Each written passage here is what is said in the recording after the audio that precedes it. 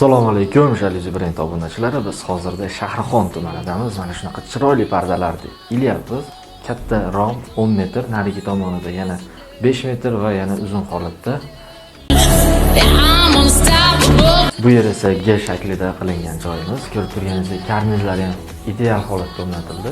Pardalar ham cho'tki tushdi, bo'ylari ham.